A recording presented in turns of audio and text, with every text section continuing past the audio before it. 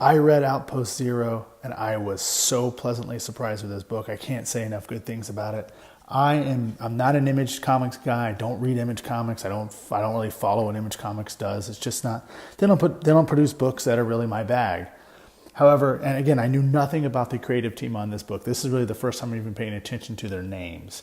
I picked up this book solely based on a solicitation I read for the Comic Book Page podcast, where we record clips from the previous catalog. That's not the point of this. I just wanted to say this is a great book. I was a little put off, I gotta say. $4.99 for a price for one comic? That's a bit much, especially for a book I know nothing about. However, it was well worth it. It's 44 pages, so this is not a thin book, and there are no ads in it. So it's all story. It's a great story. It opens with this. Let's dig right into it. It opens with this scene here, and it's this person named it says right here on the screen. Her name is Linda, and she's 17 years old. And this young man, who we'll discover who he is later, is watching this video where she's saying she's not going to make it, I guess, to the outpost. And if you're watching this, I guess you were lucky is how it ends. And it's just this teaser at the beginning, because we jump over to this where we meet, I guess it's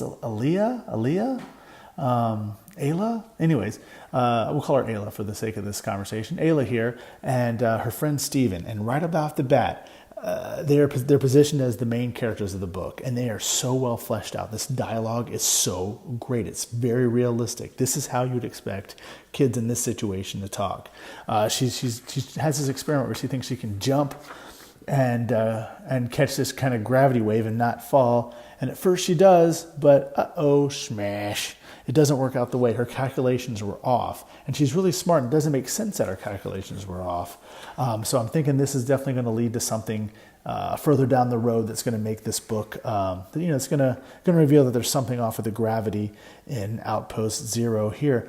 We go over here. They live inside of this dome city. The dome's all cracked up, so it's a worn out city, but the world building is great. And just these 4 panels where you establish what, a good chunk of how things operate inside the dome here at Outpost Zero.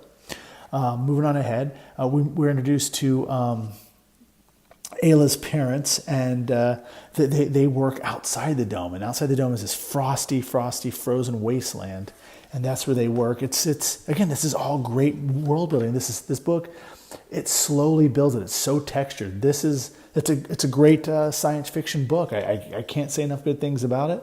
And they established right away that everyone in the dome has a job. So everybody, when they reach a certain age, they're assigned a position, and everybody works toward keeping the outpost functioning, I guess, inside the dome. And it's well fleshed out. It's a well developed science fiction world that they're building. Let's see, we're introduced to, Liz here. She's going to find out soon what her position is going to be. And so, she says, whatever they decide, I'll be fine. I'll be fine. So she's resigned herself to whatever job they give her. She's going to, and she, again, another well fleshed out character. She's not necessarily a main character, but the writer takes her time establishing the characters. We're introduced to this guy, what's his name, Mitchell, and he's kind of the Flash Thompson of the story. And the final character that's one of our main characters is this character named Sam, and he's a bit of a loner. And Stephen has befriended him, and they have a relationship, and they're working on, I guess, a school project or something. Anyways, so it looks like trouble's coming. This is where the drama of the book starts in. They discover that there's a storm cell headed toward the dome, and there's a lot of things just built into the story. That's great. Little subtle things that let you know this isn't the world we live in, but these are still very realistic, very relatable characters. We keep getting hints to a bigger picture, to something more going on. And I just can't say enough about this book. It is so well-rounded. These kids are great. It's just a well-written book. There's no snarky dialogue, no silly pop culture references, just a very well-written story with believable and relatable characters in it. So as I said, there's a storm front coming, or a storm cell coming, and it's a state of emergency. They literally are literally and figuratively battening down the hatches inside the dome, getting ready for this storm that's going to hit. I'm going to stop the book here because we start to reveal a little bit more about what's going to happen. And, save it for yourself. Do yourself a favor. go out and get Outpost Zero. I don't want to spoil anything else in the story. I just think if you're into science fiction, if you're into great storytelling, if you're into great comics, this is an excellent book. And what I like about this the most, it's an all ages comic. These characters are relatable to adults and kids.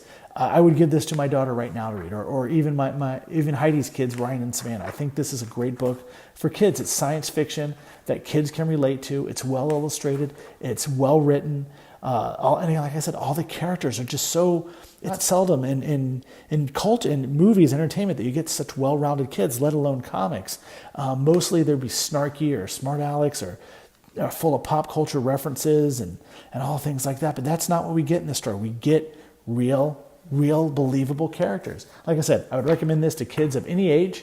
If I might actually go pick up a second copy just so I can give it away, because it was that good. I know it's $4.99. The book just came out, I think July 11th. And so your comic book retailer should definitely have more copies in stock. Make sure you check with them. If they don't, they can probably order one for you. So that's that. And coming up, I'm going to be taking a look at Fantastic Four 253 for my Tales from the Discount Bin videos that I'm playing with, where I talk about books that I find in discount bins. And this was another great John Byrne Fantastic Four. I read it the other night. I can't wait to talk about it. So that's that. I do want to say, please visit PalmCon.net to find out more about the PalmCon cruise. More announcements will be happening very soon. So stick with us. More information about PalmCon coming up. It's a Comic-Con on a cruise ship sailing out of West Palm Beach. So stick with us. We have a lot of cool stuff happening with that. Again, it's PalmCon.net. What else?